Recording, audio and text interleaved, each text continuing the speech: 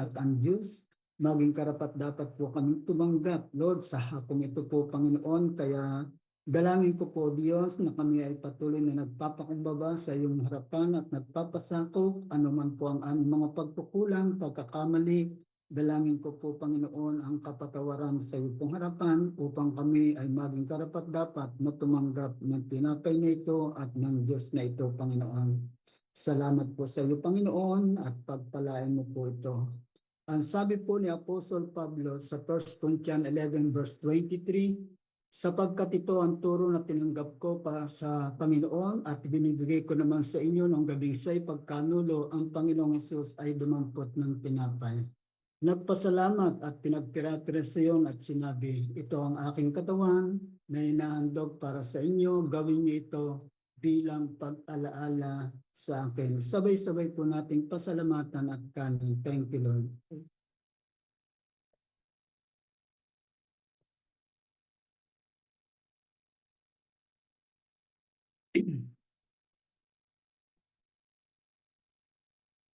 Habang hawak po natin ang kopa, matapos maghapunan, dumampot din siya ng kopa at sinabi, ang kopang ito ang bagong tipan na pinagtibay ng aking dugo, tuwing iinumin niyo ito, gawin niyo ito bilang pag-alaala sa akin, sapagkat tuwing kakain kayo ng tinapay na ito at inom ng kopang ito, ipinapahayag ninyo ang kamatayan ng Panginoon hanggang sa kanyang muling pagparito. Sabay-sabay po natin pasalamatan at inumin. Thank you, Lord.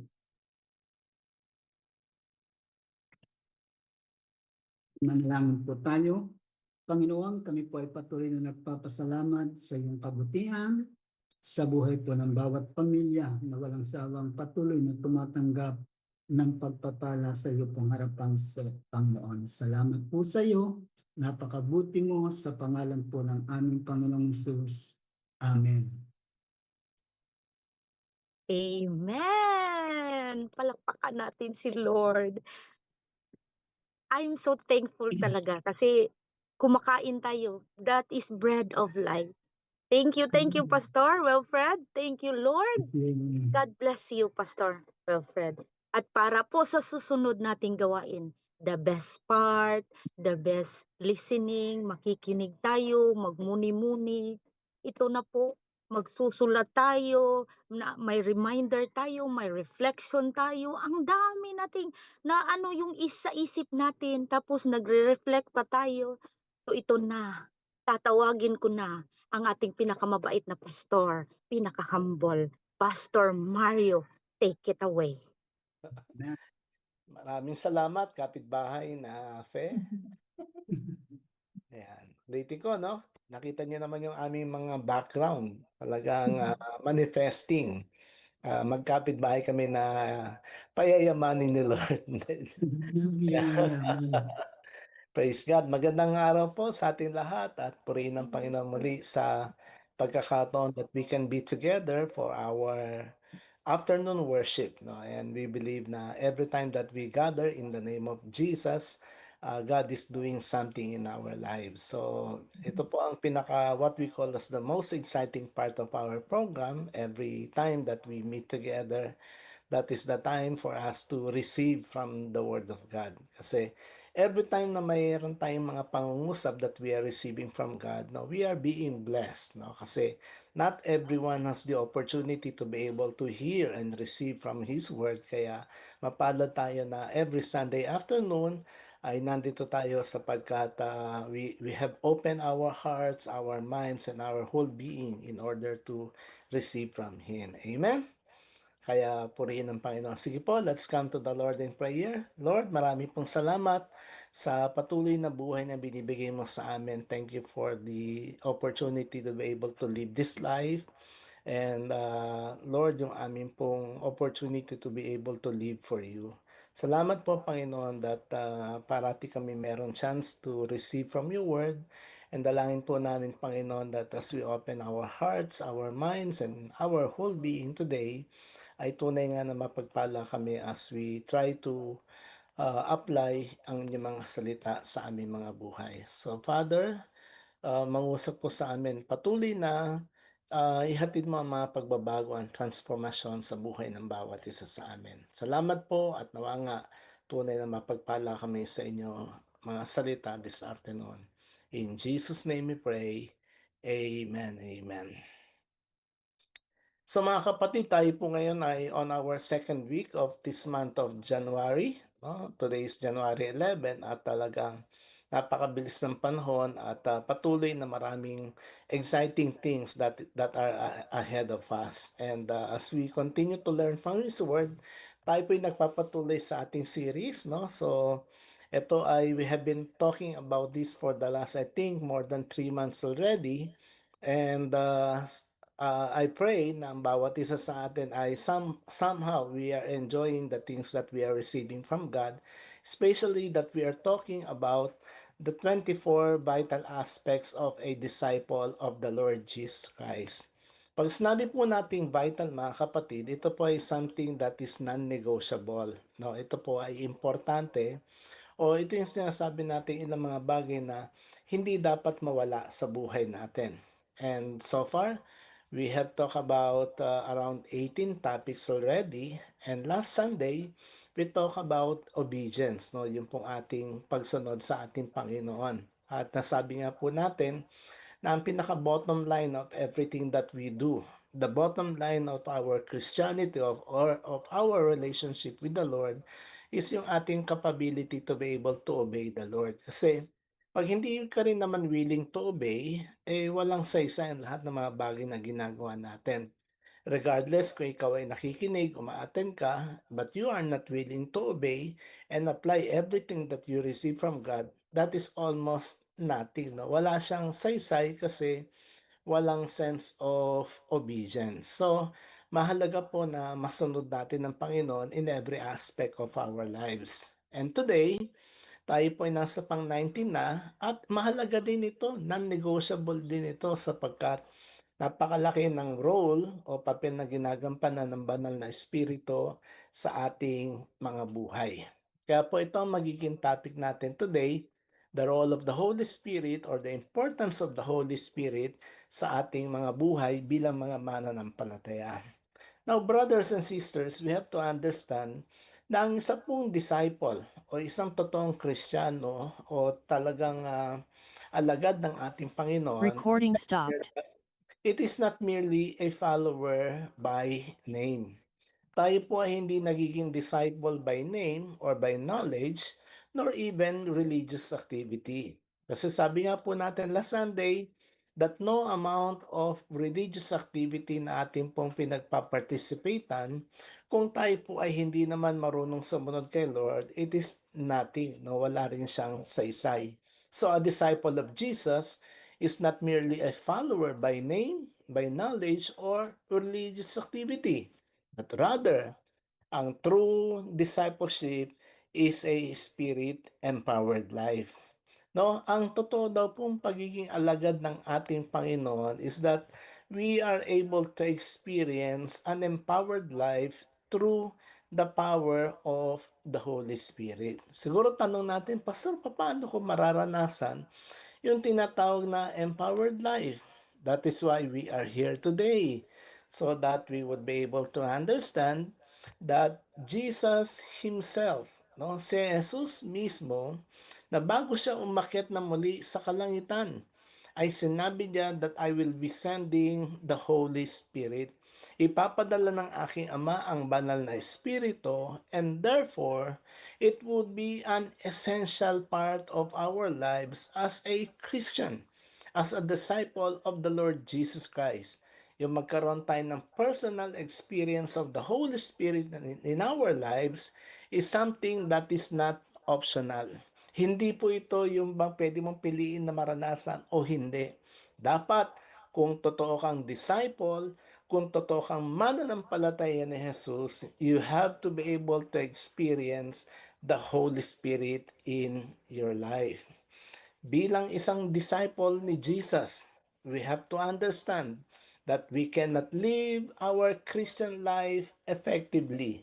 Hindi tayo magiging mabisa, hindi magiging makabuluhan at makatotohanan ang ating Christian life if we are going to live this life by human strength alone. Thus, we need the Holy Spirit. Kaya nga sinabi ni Jesus sa kanyang mga disciples that I'm going to send the Holy Spirit because Jesus knew for a fact, alam ni Jesus na kailangan ng mga disciples niya ng tinatawag na tulong mula sa kalangitan. Kaya nga po sa panahon natin ngayon, bakit ba mahalaga sa atin?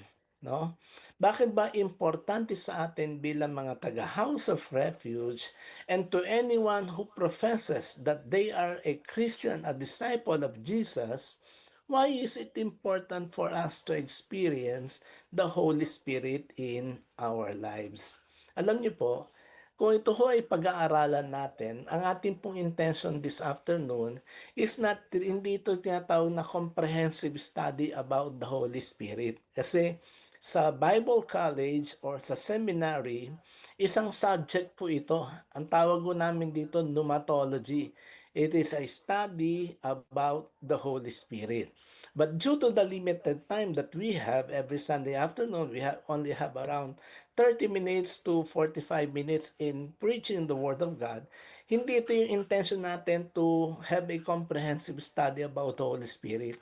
Ang ating pong intention this afternoon is for us to be able to know and experience ang kahalagahan ng Holy Spirit sa buhay natin.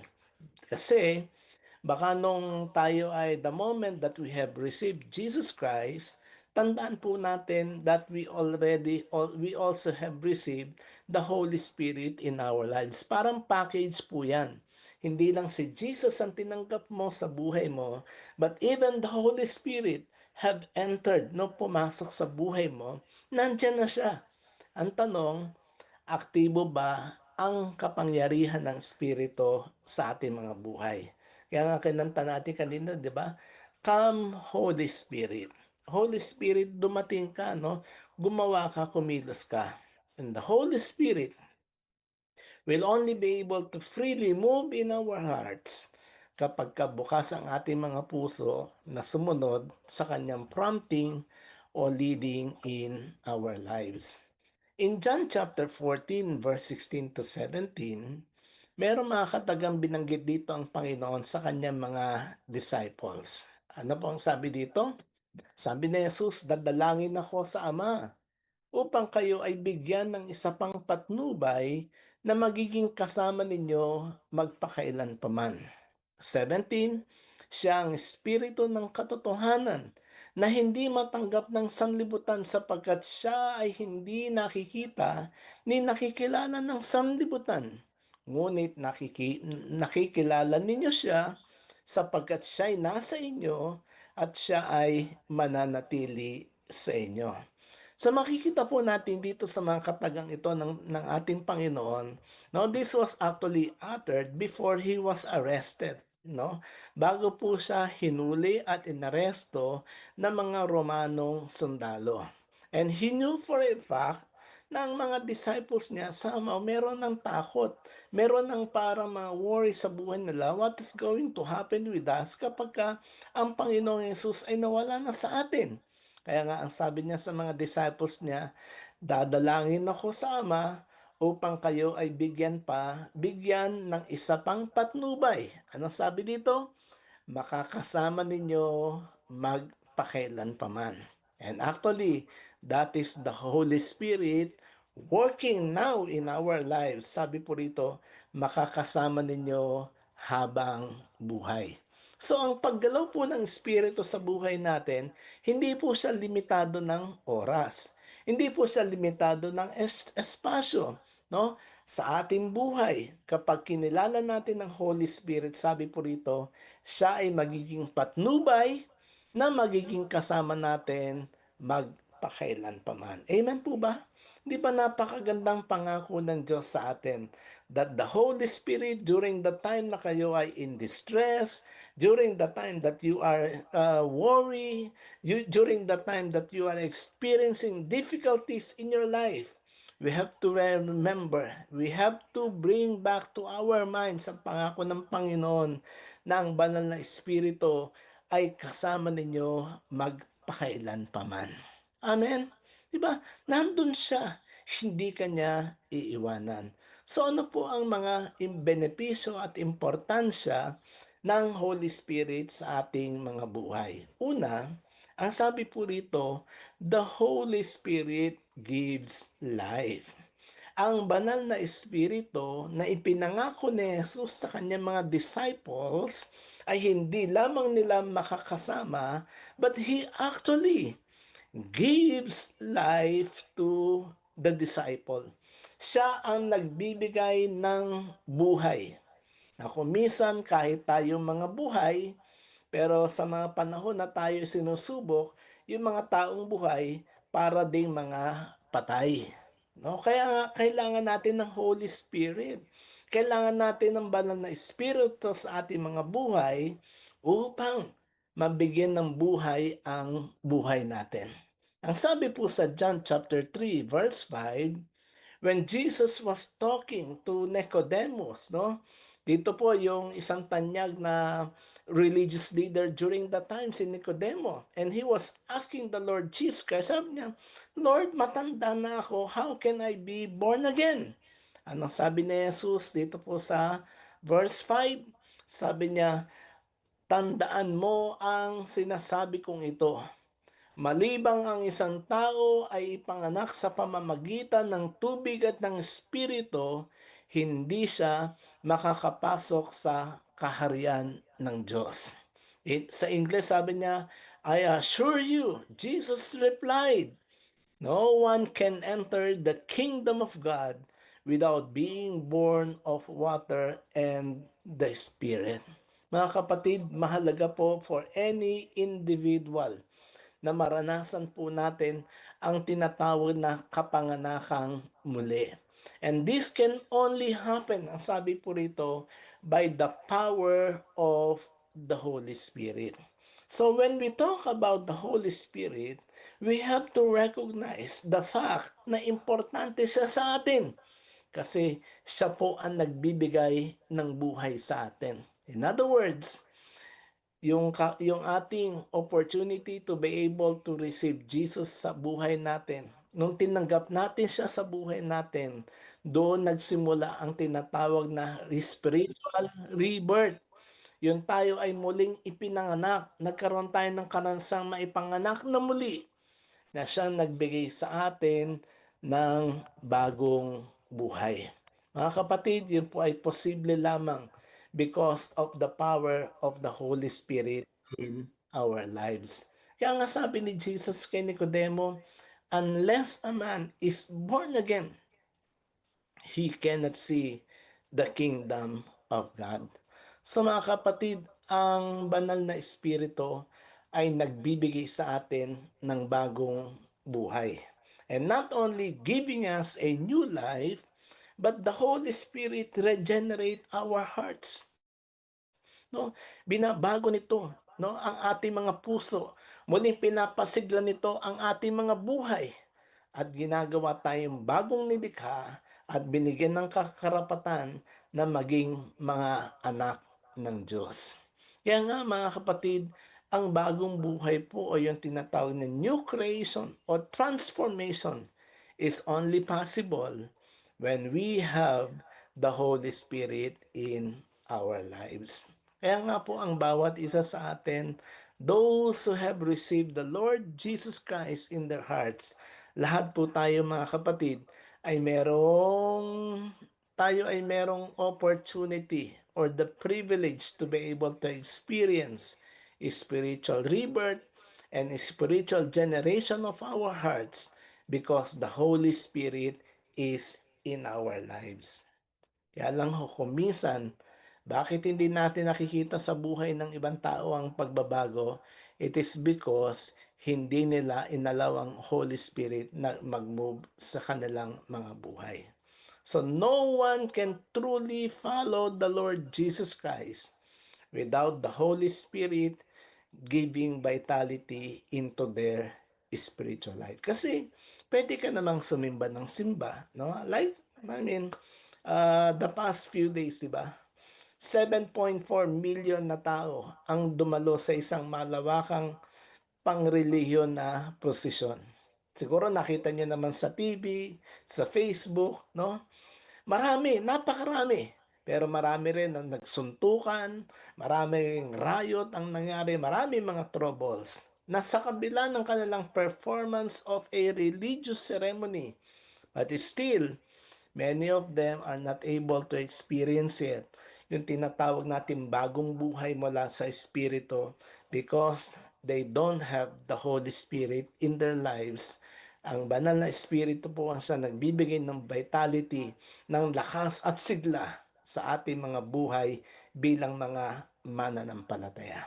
Kaya kahit po sa atin, no, sabi ko nga kanina, may mga taong sumisimba, no, nabuhay physically, pero para namang patay spiritually. And the only way na sila ay magkakaroon ng buhay ay sa pamamagitan ng banal na Espiritu. So the Holy Spirit gives life to the disciple. At syempre, pag may buhay, may excitement. Pag may buhay, may sigla. Pag may buhay, merong alab sa kanilang mga puso. Tandaan natin, ang Holy Spirit lang makapagbibigay niyan. Pangalawa, the Holy Spirit not only gives life, but the Holy Spirit guides the disciple. Now, ang Holy Spirit po ang siyang hindi lamang nagbibigay ng buhay, but ito ang gumagabay. Siya ang naggagabay sa bawat isa sa atin. In John chapter 14 verse 26, ang sabi po muli ng Panginoon, ngunit ang patnubay, ang Espiritu Santo na isusugo ng Ama sa pangalan ko, ang siya ang magtuturo sa inyo ng lahat ng bagay at magpapaalala ng lahat ng sinabi ko sa inyo.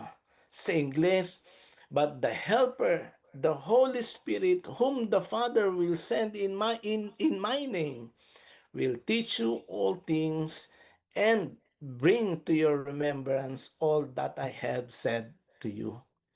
Ang grabe po mga kapatid, no? Kasi again, no, nung sinabi po ito ng Panginoon, ang mga disciples medyo nag-aalala, no?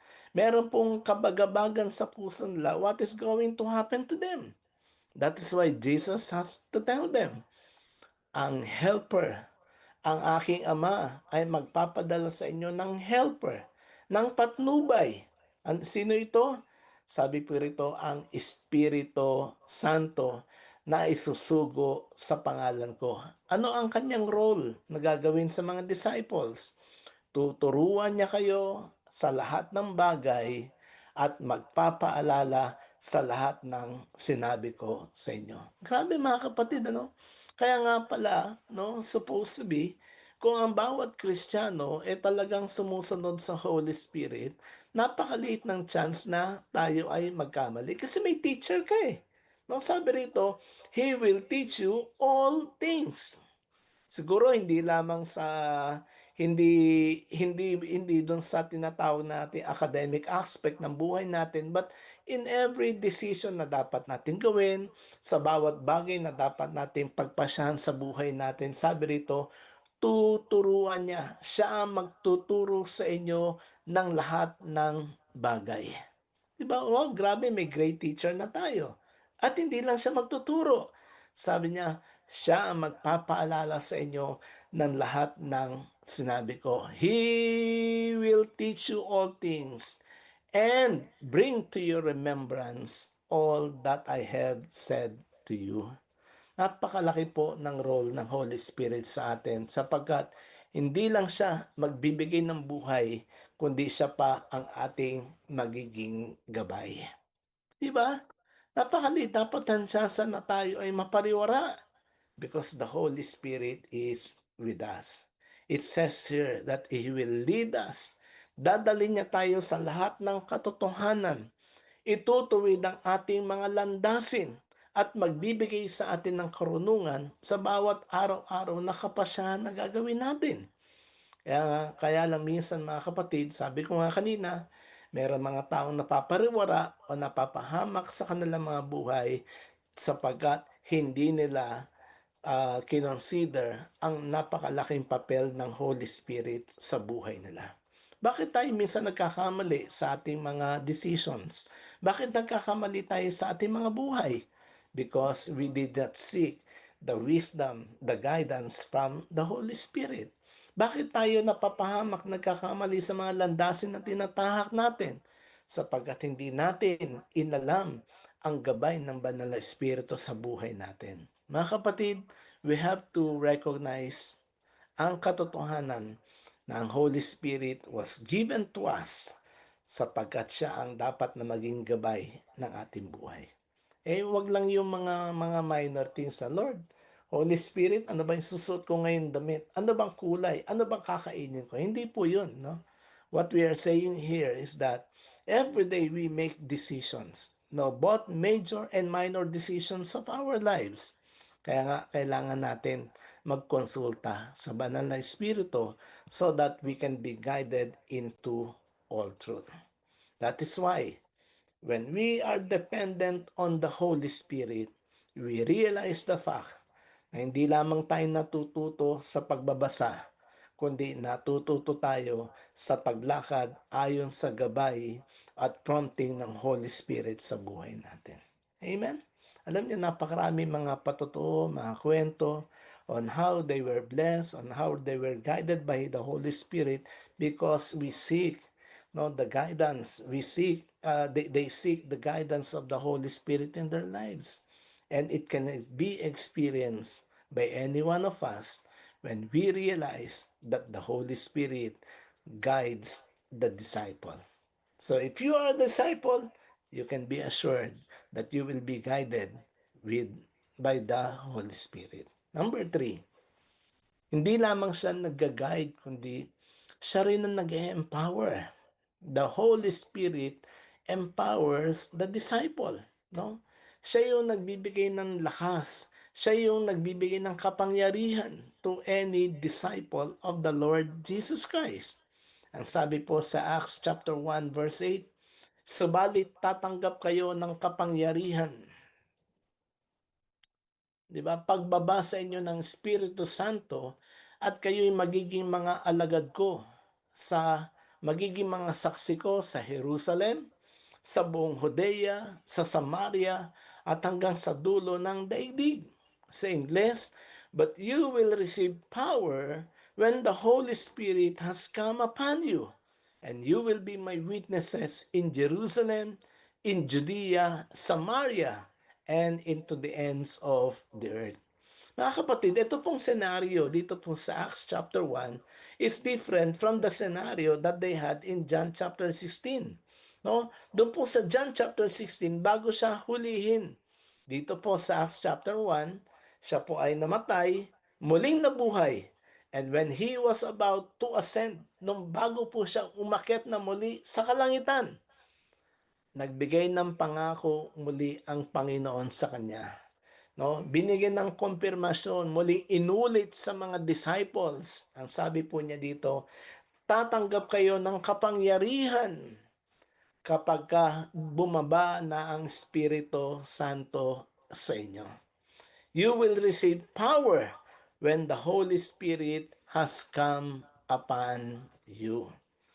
You see here, brothers and sisters, na ang mga disciples, no, tulad nila, ng mga nauna, ng mga natira noon, sila Pedro, sila Juan, sila Mateo, Philip, Bartolome, and the rest of the 11 disciples during the time, no, they were instructed, no? Binigyan sila ng habilin ng ating Panginoon na bago sila lumabas at humayo, they have to wait for the Holy Spirit. Kaya nga nag-gather po sila no? They were about 120 waiting upon the Lord. Kasi ang sabi ni Lord sa kanila, bago kayo lumabas, bago kayo maghiwa-hiwalay at humayo, you have to wait for the Holy Spirit. Kaya po doon po mahalaga ang aspeto ng Holy Spirit sa buhay natin. That before we do anything, before we implement anything sa buhay natin, we really have to wait for the Holy Spirit. No, ano po ang ginawa sa kanila? When they were waiting upon the Holy Spirit and the Holy Spirit has come upon them, ang sabi po dito, binigyan sila ng banal na espiritu ng kakaibang tapang ng kakaibang kakayahan at abilidad, and almost every one of them had become effective on their service to the Lord. Mga kapatid, mahalaga po ito sa buhay natin. Na tulad ng mga unang disciples noon, they have become bold on their preaching of the gospel because they have the Holy Spirit in their lives. Naalala niyo ba si Peter, si Pedro, di ba? Si Pedro was one of the most impulsive disciple. Di ba? Ang tapang niya, no? Masyado bang Tagalog na impulsive, no? Talagang ora-orada, no? Pagka sinabi niya, ganito, ganyan, gagawin niya, no? Malakas ang loob niya. Pero, nung time na si Jesus ay hinuli na at nakita siya ng mga sundalo, di ba kasama kanya? Ay hindi po, biglang nagkaroon ng pagbabago. Yung dating impulsive, agresibo, sabi niya, hindi po, natakot siya. He doesn't want to be identified with Jesus anymore. But when they received the Holy Spirit, dito po sa Acts chapter 1 verse 8, si Pedro na dating duwag, si Pedro na dating takot, muling tumapang, and he actually started the preaching of the Gospels nung pong kapanahon na yon. Sa kanyang pangangaral, ang sabi po, about 3,000 of them, no? Mga 3,000 tao na nakapakinig ng kanyang pangangaral, ang sabi po ay nakakilala, nagsisi sa kanilang mga kasalanan at tinanggap si Jesus sa kanilang mga buhay. Yun po ang ginagawa ng Holy Spirit. Kapag tayo po'y natatakot, pwede niya tayong bigyan ng katapangan. Kapag ang tingin natin wala tayong kakayahan, God will remind us of the giftings and abilities that He has given us. At doon po gagawin ng Panginoon that we will become effective on our service to Him. Kaya po sana ngayon 2026, no, siguro natakot tayo noon in sharing the gospel to others. Now you can be empowered. When you realize that the Holy Spirit empowers you, pwede kang maging matapang. Hindi ka na mahihiya. Hindi ka na magiging parabang takot in sharing the gospel to them. Kasi yun po ang nais at kalooban ng Panginoon para sa atin, that whenever there is an opportunity to be able to share the gospel, we share the gospel. Amen po ba? No, hindi na natin pinagpapabukas. At tandaan natin that when we do ministry without the Holy Spirit, pwede naman eh. Pwede ka naman mag-ministry without much dependence on the Holy Spirit. But it will simply produce activity. Okay, ginagawa mo to, sumisimba ka, nagaganto ka, nagaganyan ka, okay. Pero walang masyadong impact. Ang ministry na ginagawa with the power of the Holy Spirit, it actually produces an impact. Anong gusto natin? Activity o impact? Of course, impact, di ba? And remember that the Holy Spirit can turn an ordinary disciple into becoming a powerful witness. Sino kaya yun dito? Meron ba nun? Di ba? Pwede tayong maging ordinaryo lang. Member lang tayo, hindi tayo pastor, hindi tayo worker, hindi tayo leader. Yes, ordinary. But through the power of the Holy Spirit, God can turn any ordinary disciple into becoming a powerful witness. And that is our prayer ng bawat isa sa atin. As we learn of the Holy Spirit, we learn of His importance, of His role in our lives, no? Na malaman natin that He gives life, He guides us, and He empowered us. Kaya kung takot ka ngayon, wala tayong ibang dapat gawin but to rely on the Holy Spirit, and mind you, gagawin kang matapang ng banal na Espiritu. Hindi siya, ang banal na Espiritu, mga kapatid, is not just a doctrine to believe in. He is actually a person, di ba? Yung Trinity, God the Father, God the Son, and God the Holy Spirit. No, hindi lamang siya doktrina, but He is someone whom we can depend on. Without the Holy Spirit, there will be no new life. Without the Holy Spirit, there will be no guidance. Without the Holy Spirit, there will be no power. And without the Holy Spirit, there will be no true discipleship. Pag walang banal na espiritu, walang buhay, walang gabay, walang kapangyarihan, walang totoong magiging disciple. But with the Holy Spirit, disciples can live victoriously. With the Holy Spirit, the disciples can serve faithfully. With the Holy Spirit, the disciples can love deeply. And with the Holy Spirit, the disciples can witness boldly. Mga kapatid, nasa atin na, nasa iyo na ang banal na Espiritu. All that we need to do is to tap the Holy Spirit, recognize His importance in our lives, and mga kapatid, lahat ng bagay na to, pwede natin maranasan, mabuhay ng matagumpay, maglingkod ng may katapatan, magmahal ng malalim sa Diyos, at maging epektibong patotoo para sa kapangyarihan ng ating Panginoon. Amen po ba? No? Lahat po ito ay posible if we will rely on the Holy Spirit. Tulad ng sinabi ng Panginoon dito sa Zechariah chapter 4 verse 6. When Zerubbabel, no, when he was facing a great challenge of his life, ang sabi ng Panginoon kay Zerubbabel, remember, it's not by your might nor by your power, but by my Spirit, says the Lord. Siguro may mga bahagi sa buhay natin, mga kapatid, na kung minsan we are more dependent on our capability, on the things that we know, on the things that we can do.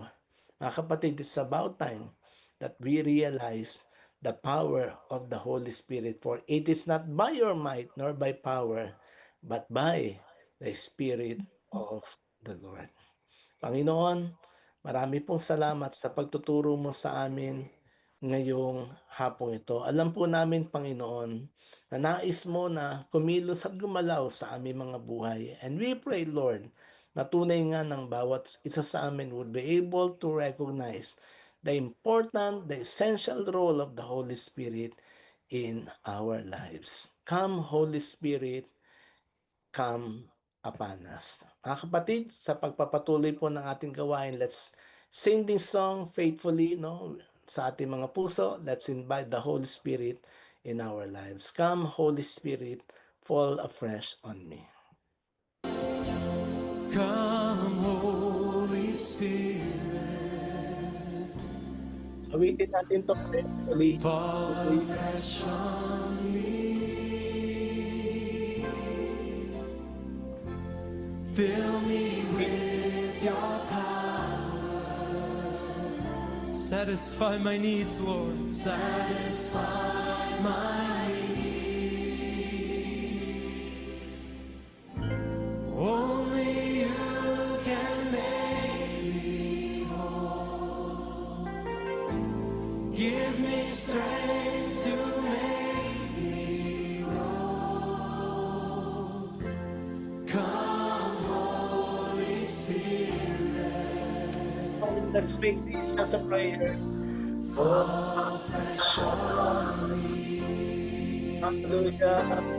Oh, Come, Holy Spirit, fall afresh on me. Fall afresh on me. hallelujah. Fill me with your power. Satisfy my need. Only you can make me whole. Give me strength to make me whole. Come, Holy Spirit, oh, fall afresh on me. Come, Holy Spirit, come, Holy Spirit, fall Your people, Lord, in the name of Jesus, yes, Lord of the Fill Lord. me with your power. Fill me with your power.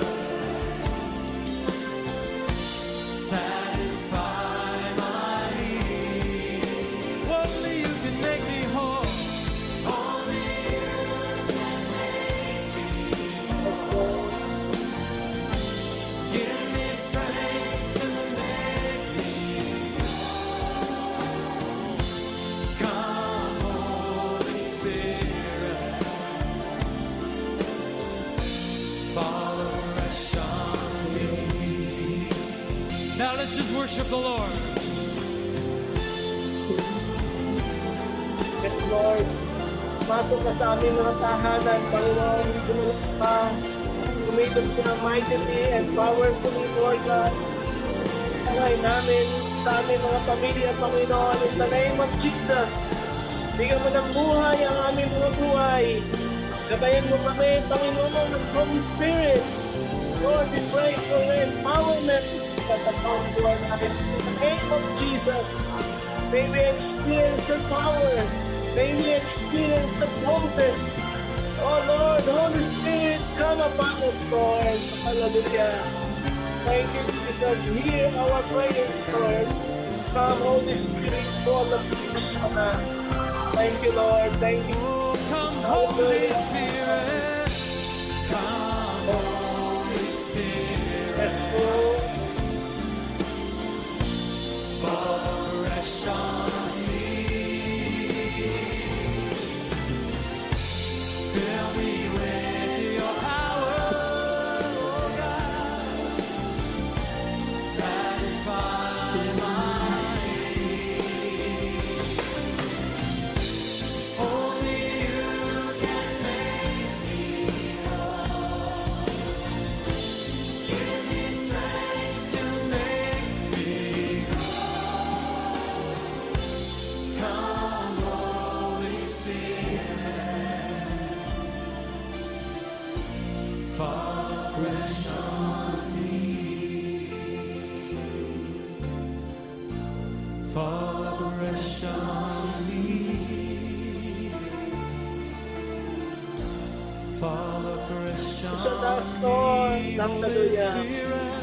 Yes, Holy Spirit. Fall fresh on me. Fall fresh, oh God.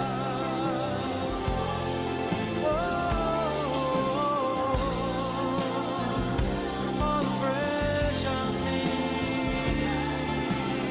Oh, yes, Lord. Yes, Lord. Hallelujah. Marami pong salamat, Panginoon. May you hear our prayers, Lord. Fall afresh upon us, Holy Spirit, sa loob ng aming mga tahanan, sa aming mga pamilya, and wherever we are, Lord. Come, Holy Spirit, fall afresh upon us. In Jesus' name we pray. Amen. Praise God. Let's give the Lord a big hand. Hallelujah. Praise God. Back to you, Fe. Amen. Hallelujah. Thank you. Thank you, Pastor. Thank you, Lord. Thank you, Holy Spirit. Kaya pala, benefits, totoo, benefits of the Holy Spirit is gives life, gives discipleship, and Lord, continue to empower me, to empower us all. Hallelujah. Salamat, Panginoon. Grabe no, kaya pala noon, Pastor, naalala ko, nagbasa ako ng Bible, sinabi ni Ate Beth, sabi ko, naguguluhan ako, ate. Sabi ni Ate Beth, basahin mo uli.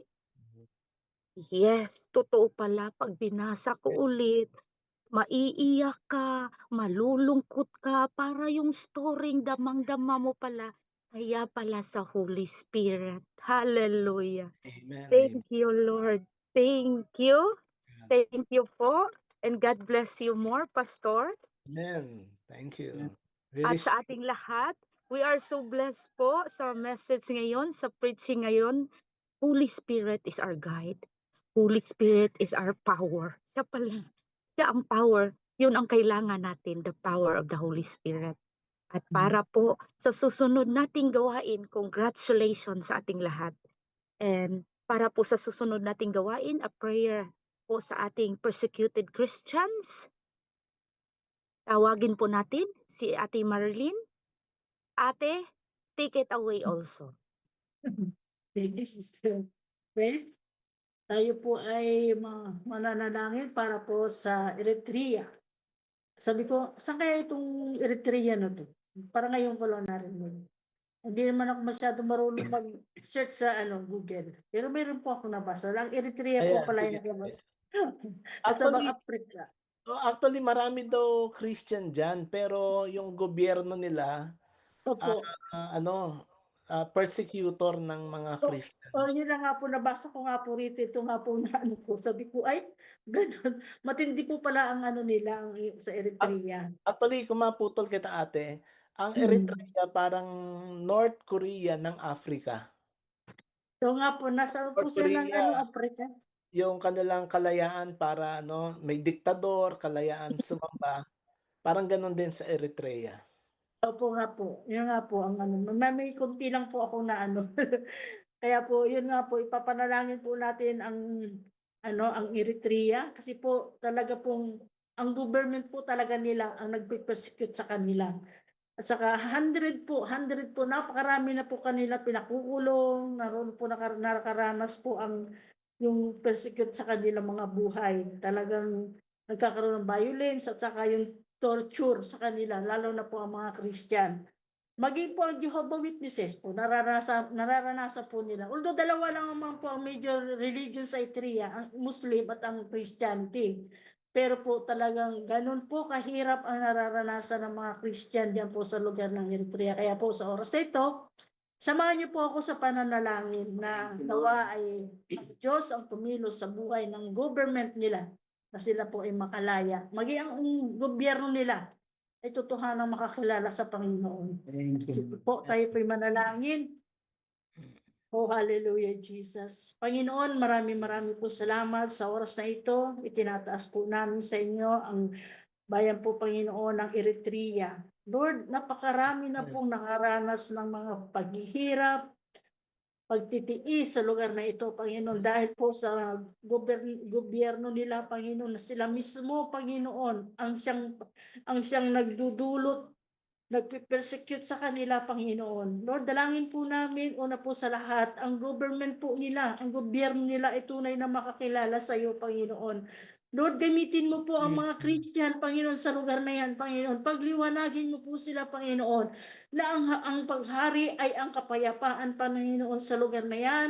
Maghihipuin mo po ang puso ng mga nasa gobyerno, Panginoon, sa lugar ng Eritrea, Panginoon, upang makalaya, Panginoon, in the name of Jesus. Holy Spirit, kumilos ka po, Panginoon, sa mga Kristiyanitong ito, mga Kristiyano, Panginoon, na magliwanag si Kristo Jesus sa buhay nila, Panginoon, makita ang kapangyarihan mo sa buhay ng mga believers na ito, Lord God, in the name of Jesus. Lord, wala pong imposible sa iyo, Panginoon. Lord, kung paano si Pablo, Panginoon, gano'n na lamang, Panginoon, ang pagpipersecute sa mga Kristiyano, ginamit mo po siya, Panginoon. Binago mo po ang kanyang buhay, Panginoon. Hallelujah, na siya po ay naging disipulo, Panginoon. Lord, dalangin ko po, Diyos. Ganon din po ang gawin mo, Panginoon, sa lugar ng Eritrea, Yes, Panginoon. Lord. Namin na wala pong imposible sa iyo, Lord God. Hallelujah. In the name of Jesus, Lord, maghari ang kapayapaan sa lugar na yan. Maghari ang pag-ibig ni Kristo Jesus. Ipakita mo na si Kristo Jesus sa buhay nila, Panginoon, ay hindi marahas, Panginoon, kundi punong-puno ng pag-ibig at pagmamahal. Pagmamahal at pagmamalasakit, Panginoon, sa tao, Panginoon, in the name of Jesus. Oh Lord God, hallelujah, kung paano ako kumilos sa mga namumulong maging sa ibang bansa, Lord God, na mga hari pa po sila, pero nakakilala sa iyo. Ginamit mo po, Panginoon, hallelujah. Nakita nila ang kaibahan, Panginoon, hallelujah, ng kanilang kinikilalang Diyos.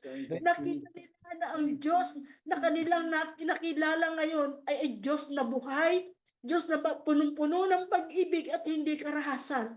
Hallelujah. Lord, marami pong salamat, Panginoon, sa kalayaan sa lugar ng Eritrea, Panginoon. Maghari ang pag-ibig at pagmamahal.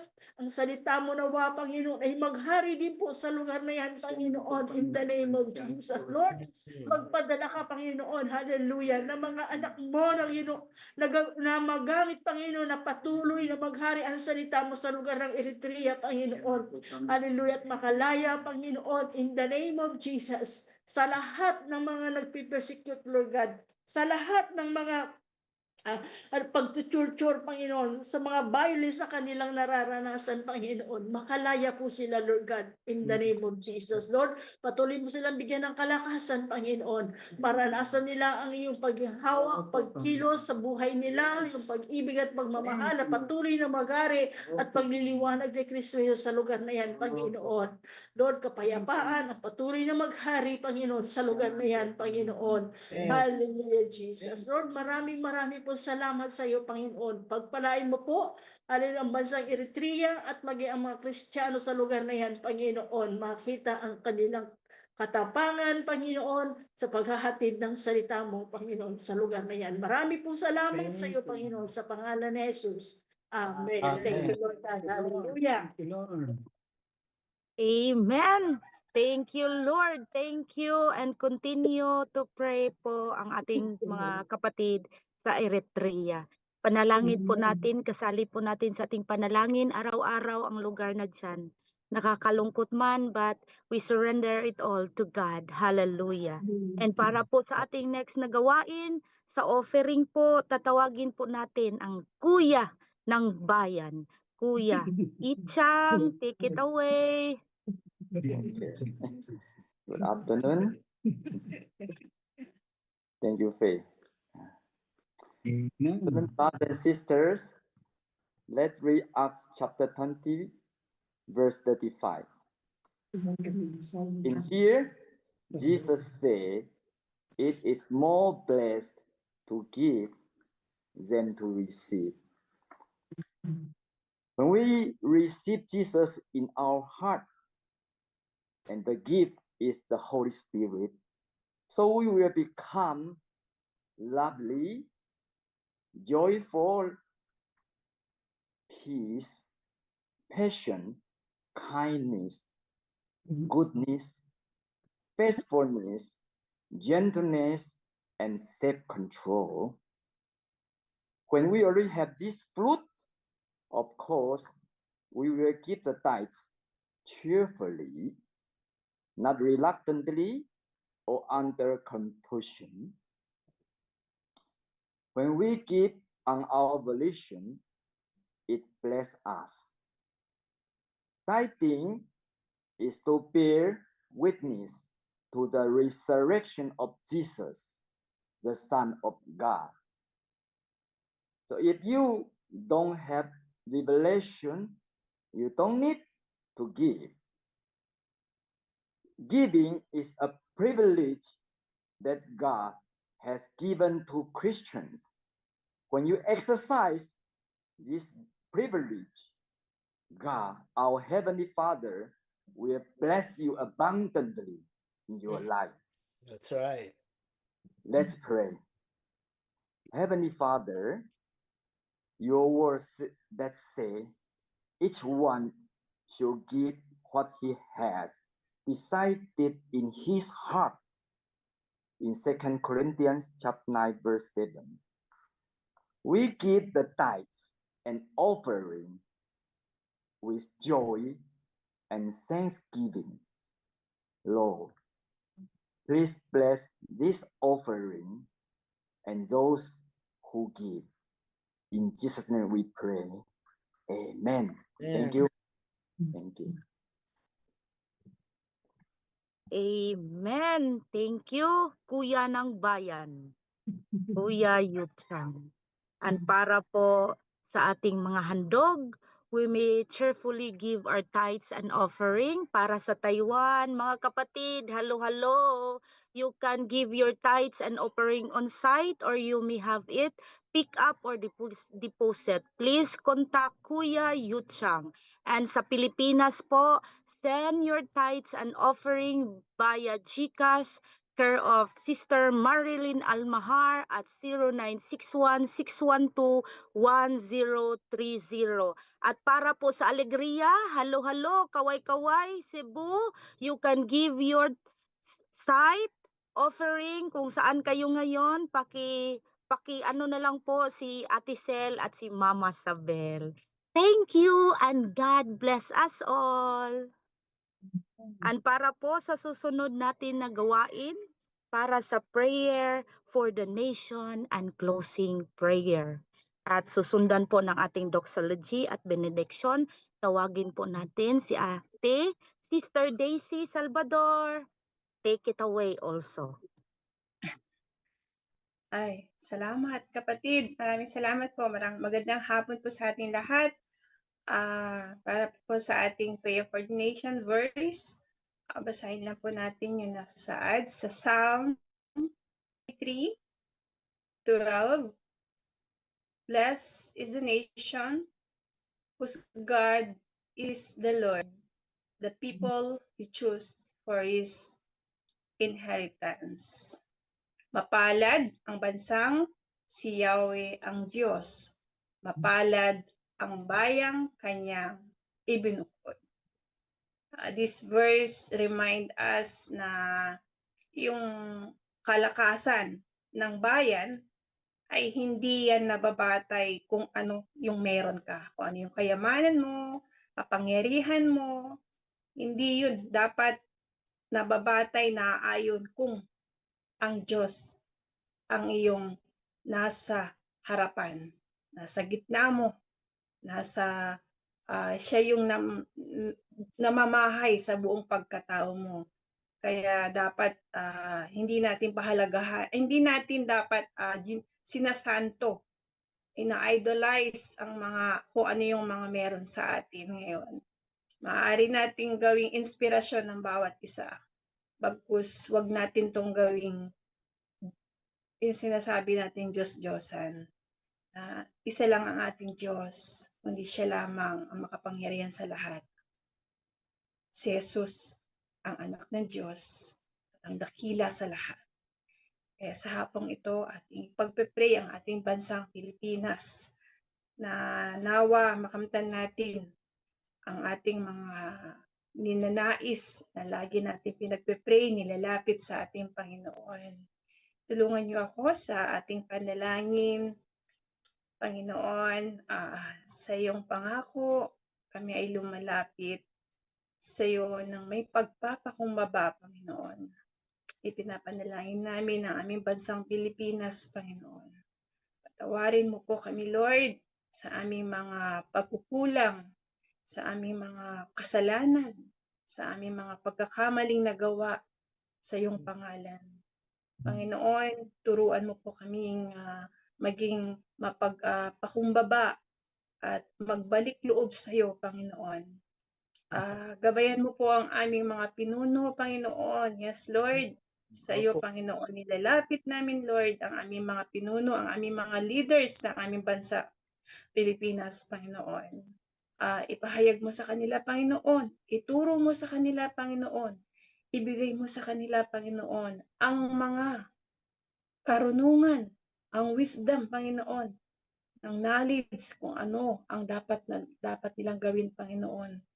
At maging lagi silang matakot sa iyo, Panginoon, upang sa ganun alam nila, maituwid nila ang kanilang mga pagkakamali, Panginoon. Lord, dalangin din po namin, Lord, na ingatan mo po sila. Ingatan mo po sila. At nubayan mo po sila, Lord. Ganun din po ang mga bawat pamilya, Panginoon. Pagalingin mo po, Lord, ang mga may sakit, Panginoon. Pagalingin mo po, Lord, ang mga puso ng aming mga kababayan, ang aming mga mahal sa buhay, ang aming mga pamilya, Panginoon. At higit sa lahat, ang aming bayan, Panginoon. Punuin mo, Lord, ng pagmamahal, pag-asa, yes, Lord, at kapayapaan, katarungan ang aming bansa. Higit sa lahat, Panginoon. Buuin mo po, Lord, ang aming bansa ng pagmamahal at kapayapaan. Karunungan, Lord. Yan po ang aming dalangin sa iyo, Panginoon, sapagkat alam namin, Lord, at sa iyo kami nagtitiwala, Lord, sa bawat kilos at galaw ng aming mga leader, Lord, sa aming bansa. Lahat po, Lord, itinataas namin sapagkat alam namin wala pong imposible, Panginoon. Ikaw lang po ang mas nakakahigit na mas nakakaalam sa lahat na nangyayari sa aming bansa, Panginoon. Dalangin din namin, Lord, na napakaganda ng aming napakinggan, Lord, sa ibinahagi ng aming pastor, Panginoon. Yun nga po ay kung wala ang Holy Spirit sa aming buhay,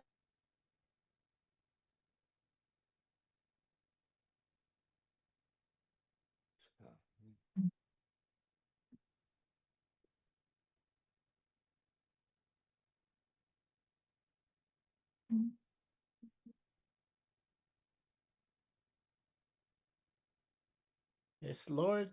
Kaya po pinagkakatiwala namin sa inyo ang aming mga buhay.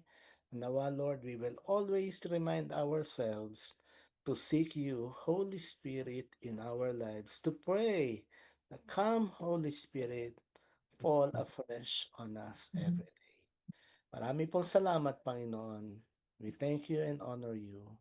In the name of Jesus Christ, we pray. Amen. Amen. Let's proceed with our doxology.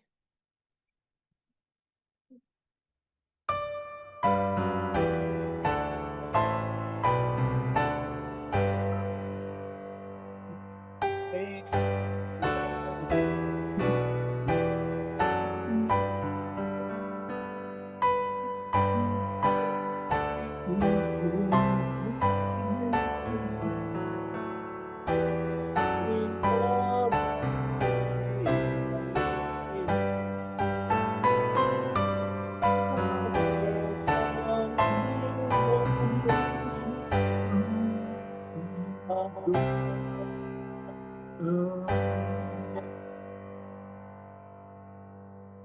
Hallelujah.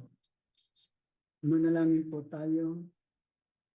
Panginoon, kami po ay patuloy na nagpapasalamat, Banal na Espiritu, sapagkat ikaw po ang Panginoon. Diyos na Hallelujah. napakabuti, Panginoon. Maraming pong salamat bagin sa mensahe sa hapong ito, Panginoon. Salamat sa buhay ng anak mo na ginamit mo upang ito ay patuloy na maibahagi ang kabutihan ng Banal na Espiritu na nanahan sa buhay po ng bawat isa sa amin.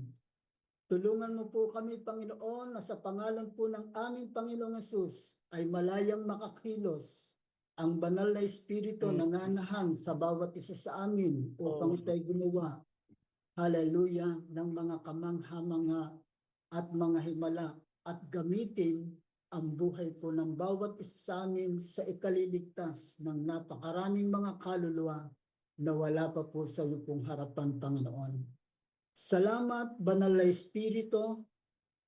Ikaw po ang siyang patuloy na magturo sa bawat isa sa amin, sa bawat mga desisyon, sa bawat mga gagawin upang hindi kami magkulang at magkamali sa iyo pong harapan, Panginoon. Ikaw po ang maging guide ng lahat ng aming mga ginagawa upang maging matagumpay. Ito pong year 2026, Panginoon, malaya kang kumilos sa Amen. buhay po ng bawat isa sa amin. Malaya ka, Panginoon. Hallelujah. Gamitin mo ang bawat isa po sa amin para sa kaluwalhatian at karangalan ng iyo pong pangalan. Salamat po sa iyo. Marami pong salamat, Banal na Espiritu. Pagpalain mo at patuloy na pagpalain ang bawat mga Yes, pamilya. Lord. Yes, Dito Lord. po, Bless hallelujah, sa House of Refuge bawat Community sambahayan, Center, Panginoon. bawat pamilya. Gawin mong daluyan, Your Lord, protection, ang your bawat mga provision, your pamilyang ito, peace, Panginoon. your power. Hallelujah. Malaya kang makagalaw, makakilos po, Panginoon. Gamitin mo para sa kaluwalhatian mo ang buhay ng bawat isa. Salamat po sa iyo. Marami pong salamat, Banal na Espiritu. Patuloy ka pong gumawa ng mga kamangha-mangha sa buhay po ng bawat isa. Maraming salamat po sa iyo sa pangalan po ng aming Panginoong Hesus. Amen. Amen. Amen. Praise God. Back to you, Pe, for last last words. Amen! Palakpakan po natin muli si Lord. Yes. Thank you, Lord. Thank you, Holy Spirit. Palagi po natin ipanalig lahat sa Holy Spirit. Hallelujah. Empower us all, Lord. In Jesus' name. Amen. Amen. Back to Amen. you, Pastor. Praise God. Mga kapatid, huwag nating kalilimutan ang role ng Holy Spirit.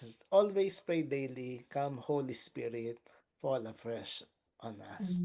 God bless you Amen. all, mga kapatid. Be empowered by the power of the Holy Spirit. Shalom, shalom everyone.